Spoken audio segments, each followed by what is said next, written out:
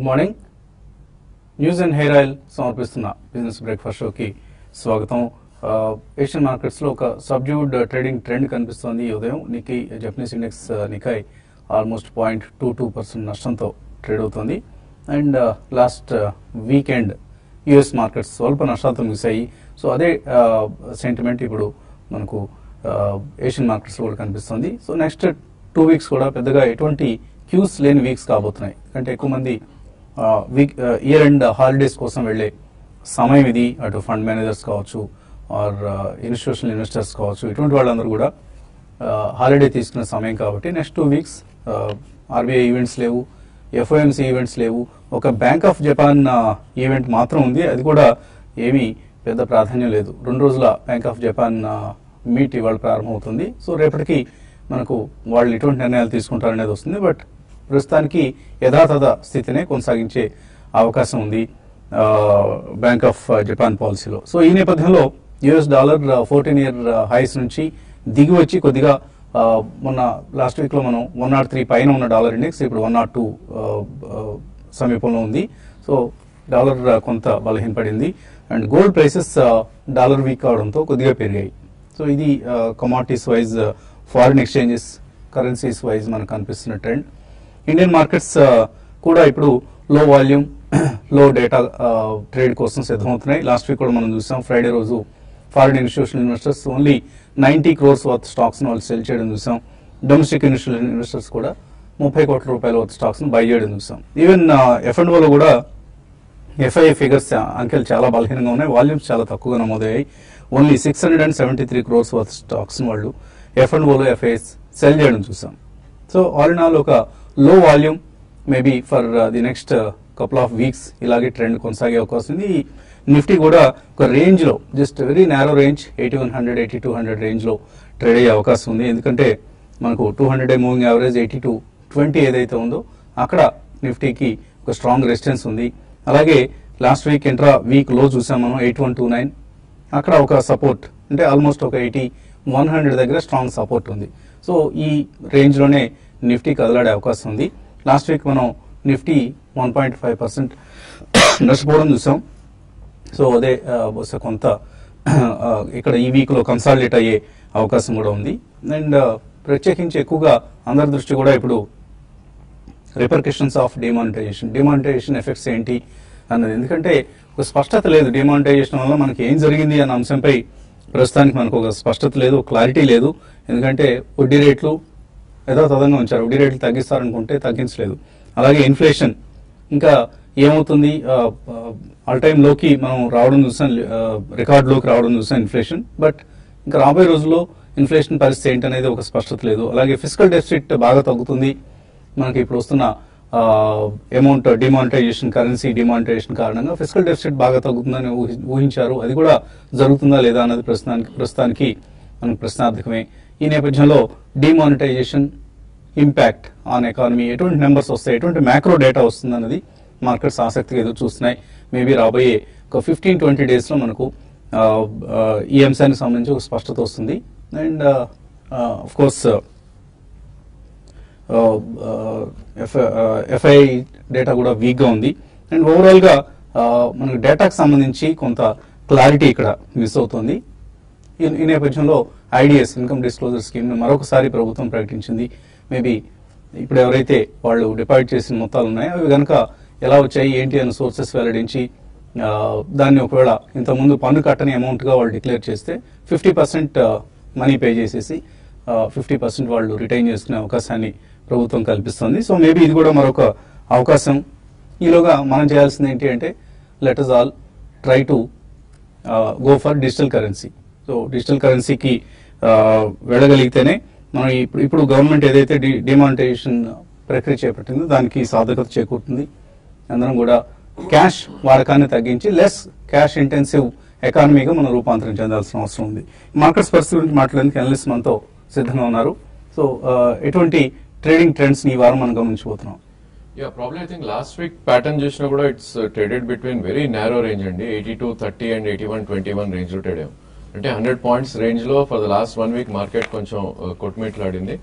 So probably I think ఇక్కడ నుంచి market further గా రేంజ్ లోనే ట్రేడ్ అయ్యే అవకాశం ఉంది. ఎందుకంటే మనకి ఏదైతే రేంజ్ ఉందో ప్రాబ్లీ అది నేరో అవటం చూస్తున్నాం మనం చార్ట్స్ పరంగా కూడా.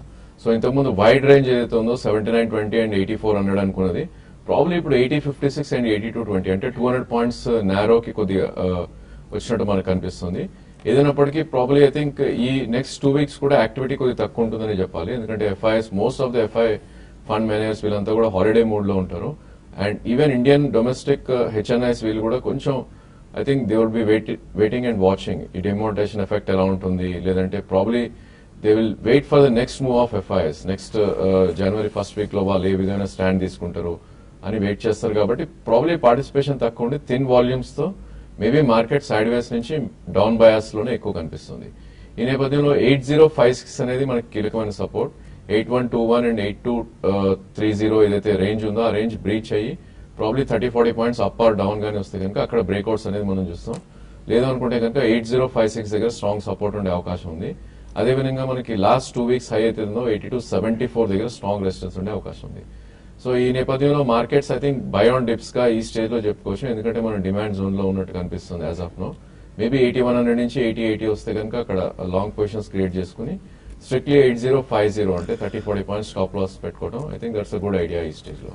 లేదు అంటే ఐ థింక్ ఈ షుడ్ అవాయిడ్ ట్రేడింగ్ ఈ స్టేజ్ లో. Maybe next couple of weeks కూడా ఇలానే ట్రేడ్ అయ్యే ఛాన్స్ ఎక్కువ ఉంది. అదేవిధంగా బ్యాంక్ నిఫ్టీ చూస్తే కనుక మనకు ఆల్మోస్ట్ 17,975 నుంచి 18,415 రెండు కూడా మనకి 200-డే అండ్ 20-డే మూవింగ్ యావరేజెస్. సో ఆ రేంజ్ లోనే ఎక్కువ ట్రేడ్ అయ్యే అవకాశం ఉంది. అన్లెస్ మనకి ప్రీవియస్ స్వింగ్ హై 18,739 బ్రేక్ అవుతానే ఫర్దర్ అప్ మూవ్ ఉండే ఛాన్స్ ఉంది. లేదు అంటే కనుక 17,952 మొన్నటి స్వింగ్ లో కట్ అవుతే కనుక probably 200-300 points maybe down side వెళ్లే ఛాన్స్ ఎక్కువ ఉంది. సో ఈ నేపథ్యంలో ఐ థింక్ ఇండివిజువల్ స్టాక్స్ లో మనం we should focus more. Maybe chart patterns లో ఏవైతే బ్రేక్అవుట్స్ వచ్చినాయి లేదంటే బ్రేక్ డౌన్స్ వచ్చినాయో వాటిల్లో I think we should look at. Pharma space లో ఐ థింక్ బయోకాన్ మొన్న చార్ట్ ప్యాటర్న్ చూస్తే కనుక మంచి బ్రేక్అవుట్ కనిపిస్తుంది which huge volumes and price breakout వచ్చింది. ప్రాబ్లీ ఆ స్టాక్ ని వాచ్ చేయొచ్చు మనం. 980 అరౌండ్ ఆ రేట్స్ లో ట్రేడ్ అవుతే at least 1 hour or 2 hours probably అక్కడ నుంచి 1040 అంటే 60 రూపీస్ అప్ మూవ్ వెళ్ళే ఛాన్స్ ఉంది. మేబీ బయోకాన్ అక్యూములేట్ చేసే పరిస్థితి ఉంది చార్ట్స్ పరంగా. 20-30 రూపీస్ కరెక్షన్ వచ్చినప్పుడు 1 or 2 ప్రైస్ పాయింట్స్ లో తీసుకుని 954 కింద స్టాప్ లాస్ పెట్టుకుంటే అప్ సైడ్ అరౌండ్ 1048 దాకా వెళ్ళే ఛాన్స్ ఎక్కువ ఉంది. లాస్ట్ వీక్ మనం బ్యాంక్స్ అండర్ పెర్ఫార్మ్ చేయడం చూసాం. But mid cap technology stocks ఇవి చాలా బాగా పెర్ఫార్మ్ చేశాయి. Mid cap technology stocks in fact ఒక ర్యాలీ కూడా మనం చూసాం. So other than that sectoral wise మనకు అంతగా మూవ్స్ కనపట్లేదు. సో ఎటువంటి ట్రేడింగ్ ఐడియాస్ ఇస్తున్నారు వాటి ట్రేడింగ్ లో? మార్కెట్స్ ఈ రోజు ఓపెనింగ్ మనకి చూస్తున్నాము కొంచెం మైనస్ లో ఓపెన్ అయ్యే అవకాశం ఉంది. అయితే స్టాక్స్ స్పెసిఫిక్ యాక్షన్ ఎక్కువగా సెల్లింగ్ వైపు ఉండే అవకాశాలు కనపడుతున్నాయి. ఎందుకంటే లిక్విడిటీ ఒకటి బాగా తగ్గచ్చు, అదొక కారణం. తర్వాత మార్కెట్స్ ఈవెన్ లాస్ట్ కొన్ని రోజులుగా ఒకే రేంజ్ లో ఉన్నా కూడా స్టాక్స్ అనేది డౌన్ సైడ్ హిట్ కావడం చూస్తున్నాము. అది కొంచెం టెక్నికల్ గా నెగిటివ్ ఉంది. కాబట్టి ట్రేడర్స్ స్టాక్ స్పెసిఫిక్ అంటే బయింగ్ కానీ సెల్లింగ్ కానీ వెళ్ళమంటాను. ఎవ్రీ డిప్ లో బై చేయాలి అనుకునే వాళ్ళు భారత్ ఫోర్జిని ఒకటి షార్ట్ టర్మ్ వ్యూతో బై చేసుకోమంటాను. ఇది 960 దగ్గర సపోర్ట్ ఉంది. దానిపైన కానీ సస్టైన్ కాగలిగితే భారత్ ఫోర్జ్ క్లోజర్ గా 980 అండ్ 988 ఆ లెవెల్స్ ని టెస్ట్ చేయొచ్చు. అది ఇంటర్డే అని కాకుండా పొజిషనల్ ట్రేడర్స్ తీసుకోమంటాను. అదేవిధంగా ఓఎన్జీసీ ఒకటి కూడా ఎవ్రీ డిప్ లో బై చేసుకోవచ్చు. 200 స్ప్లిట్ అయిన తర్వాత కొంచెం దీంట్లో సెల్లింగ్ వచ్చింది, ప్రాఫిట్ బుకింగ్ కనపడింది. 200 పైన సస్టైన్ కాగలిగితే 198 దగ్గర స్టాప్ లాస్ పెట్టుకుని 206, 210 దాకా వెళ్ళొచ్చు. ఇక సెల్లింగ్ విషయానికి వస్తే వేదాంత ఒకటి రీసెంట్ డేస్ లో బాగా పెరిగి తర్వాత ఒక రివర్సల్ ప్యాటర్న్ అనేది ఇందులో చూస్తున్నాము. కాబట్టి వేదాంతాన్ని హైయర్ లెవెల్స్ లో సెల్ చేయమంటాను. పొజిషనల్ ట్రేడర్స్ 220 వరకు ట్రెస్ట్ చేయొచ్చు. 236 దగ్గర స్టాప్ లాస్ పెట్టుకోమంటాను. అదేవిధంగా టైర్ కంపెనీ స్టాక్స్ కొంత ఇంటర్నేషనల్ మార్కెట్ లో టైర్ ప్రైసెస్ అనేది బాగా పెరగడం అనేది కొంచెం నెగిటివ్ అయింది. కాబట్టి టైర్ కంపెనీస్ లో అపోలో టైర్స్ ని కరెంట్ అవర్స్ లో సెల్ చేసి 198 దగ్గర స్టాప్ లాస్ పెట్టుకోమంటాను. 186 ఆ లెవెల్స్ ని రానున్న రోజుల్లో టెస్ట్ చేసే అవకాశం కనపడుతుంది. ఇక బ్యాంక్ నిఫ్టీ విషయానికి వస్తే బ్యాంక్ నిఫ్టీలో మిక్స్డ్ గా మనం చూస్తున్నాం. కొన్ని బ్యాంక్స్ అవుట్ పర్ఫార్మ్ చేస్తున్నాం, కొన్ని బ్యాంక్స్ మాత్రం వీక్నెస్ చూస్తున్నాము. ఎప్పుడు కరెక్షన్ లేని కోటక్ బ్యాంక్ లాంటివి, ఇండస్ఇండ్ బ్యాంక్ లాంటివి కూడా కరెక్షన్ కి లోన్ కావడం అనేది బ్యాంక్ నిఫ్టీ ఇంకో ఈ లెవెల్స్ నుంచి కూడా వీక్ కావచ్చు. దాన్ని కూడా సెల్ చేయమంటాను. ఓవరాల్ గా మార్కెట్స్ కొంత మైనస్ లో క్లోజ్ కావచ్చు. అయితే 8120 దగ్గర నిఫ్టీకి సపోర్ట్ ఉంది. అది కానీ బ్రేక్ అయిందంటే 8080 లెవెల్ ని టెస్ట్ చేసే అవకాశం ఉంది. బ్యాంక్ నిఫ్టీకి 18,200 ఆ లెవెల్ గతంలో చాలా సార్లు చెప్పడం జరిగింది. అది బ్రేక్ అయితే మాత్రం 17,800 లెవెల్స్ ని టెస్ట్ చేయొచ్చు. ఓకే అండి, ఇక కాలర్స్ నుంచి కాల్స్ అలాగే మెయిల్స్ తీసుకునే ముందు చిన్న బ్రేక్ తీసుకున్నాం.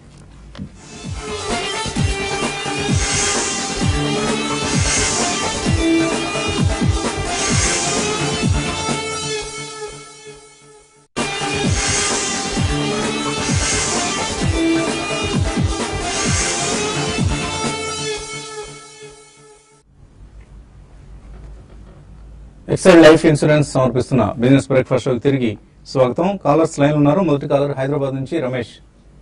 హలో వసంత్ గారు. నమస్తే అండి, అడగండి. సార్ నా దగ్గర రిలయన్స్ ఇండస్ట్రీస్ 1260 రేట్ లో 850 షేర్స్ ఉన్నాయండి. చాలా రోజుల నుంచి ఉన్నాయి. దీంట్లో షిఫ్ట్ అయిపోయి ఐషర్ లోకి వెళ్ళమంటారా, ఎస్ బ్యాంక్ వెళ్ళమంటారా, లేదా ఆర్బీఐకి వెళ్ళమంటారా, లేకపోతే దీన్ని రిటైన్ చేయమంటారా? నాకు మీ అడ్వైస్ కావాలి సార్, వాల్యూబుల్ అడ్వైస్. శేషు గారిని మోస్ట్ ప్రాబ్లీ ఆన్ చేస్తే బాగుంది. ఆయన ఏ బ్యాంక్ కి ఏ స్టాక్ రిలయన్స్ నుంచి షిఫ్ట్ కావచ్చు? చూడండి, అంటే రిలయన్స్ నుంచి మీరు ఎగ్జిట్ అవ్వాలి అనుకుంటే మాత్రం మీరు అవ్వమనే చెప్తానండి. ఎందుకంటే రిటర్న్ ఆన్ ఇన్వెస్ట్మెంట్ మీరే గతంలో చాలా సార్లు కూడా అడగడం జరిగింది. పెద్దగా వచ్చే అవకాశం తక్కువ ఉందండి. అయితే కొంచెం ఈ మధ్య కాలంలో కూడా పెరగడం అనేది ఈ రిఫైనరీస్ ఆఫ్షోర్ కంపెనీస్ కి పాజిటివ్. అయితే ప్రస్తుతం అయితే మీరు ఐషర్ మోటార్స్ అవే కొంచెం డిమోనిటైజేషన్ కారణంగా కొంచెం ఈ కంపెనీ కూడా ఎఫెక్ట్ కావచ్చు. దీంతో పాటు బజాజ్ ఆటో ఇంకా దీనికి ఆపోజిట్ గా మనకి ఒక కాంపిటీషన్ గా ఒక బైక్ ని లాంచ్ చేయడం జరిగింది లగ్జరీ సెగ్మెంట్ లో. అది కూడా కొంచెం ఐషర్ మోటార్స్ మీద పడచ్చు. మీరు ఆర్బీఐ రత్నాకర్ బ్యాంక్ కి వెళ్ళడం బెటర్ అండి లాంగ్ టర్మ్ కోసం. ఎందుకంటే రీసెంట్ లిస్టెడ్ కాబట్టి ఫ్రెష్ ఇన్వెస్ట్మెంట్స్ అనేది ఎఫ్ఐఎస్ నుంచి ఉండవు, కాబట్టి సెల్లింగ్ ప్రెషర్ అంతా హైయర్ లెవెల్స్ ఉండకపోవచ్చు. లాంగ్ టర్మ్ కోసం Ratnakar bank, even Eicher Motors కూడా డీప్ కరెక్షన్స్ లో కన్సిడర్ చేయొచ్చు అండి. ఎందుకంటే ఈక్విటీ తక్కువ ఉంది కాబట్టి కొంచెం కరెక్షన్స్ రాగానే మళ్ళీ ఇమీడియట్ గా బౌన్స్ బ్యాక్ అవుతుంది. ఐషర్ మోటార్స్ తర్వాత రత్నాకర్ బ్యాంక్ లో ఈక్వల్ గా మీరు డిస్ట్రిబ్యూట్ చేయమని చెప్తాను. తర్వాత టీవీఎస్ రావు లైన్ ఉన్నారు హైదరాబాద్ నుంచి. హలో. హలో, నమస్కారం. నాకు స్టాక్ హోల్డింగ్ కార్పొరేషన్ ఆఫ్ ఇండియాలో ఇది 5 ఏళ్ల క్రితం నేను ట్రాన్స్ఫర్ చేశాను. టీసీఎస్ సెక్యూరిటీస్ కి ట్రాన్స్ఫర్ చేశాను. ట్రాన్స్ఫర్ చేసేటప్పుడు 2 స్టెప్స్ మాత్రం వాళ్ళు ట్రాన్స్ఫర్ చేయలేదు. నాగార్జున ఫెర్టిలైజర్స్ తర్వాత ఇంకొక కంపెనీకి నోవా స్టీల్స్ కి ట్రాన్స్ఫర్ చేయలేదు అనమాట.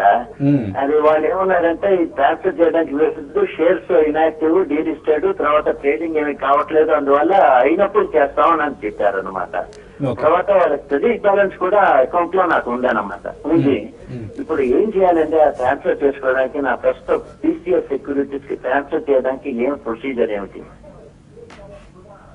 యాక్చువల్గా వాళ్ళు చేయాలండి, అన్ని షేర్లు చేయాలి. కాకపోతే ఏదైనా ఇతరత్ర మీరు ఇందాక చెప్పిన రీజన్స్ కారణంగా ఒక్కోసారి చేయరు. సో ఆ 2 షేర్లు వాళ్ళ దగ్గర ఉండిపోతాయి.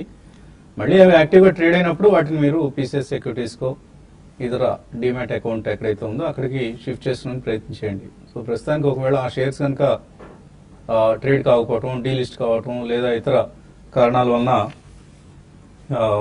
ఒక్కొక్కసారి ట్రాన్స్ఫర్ ఆగిపోతూ ఉంటుంది. మనం ఏం చేయగలిగిందేం లేదు. సో ప్రస్తుతానికి ఇంకా స్టాక్ హోల్డింగ్లోనే మీకున్న ఆ 2 షేర్లు కంటిన్యూ చేయండి.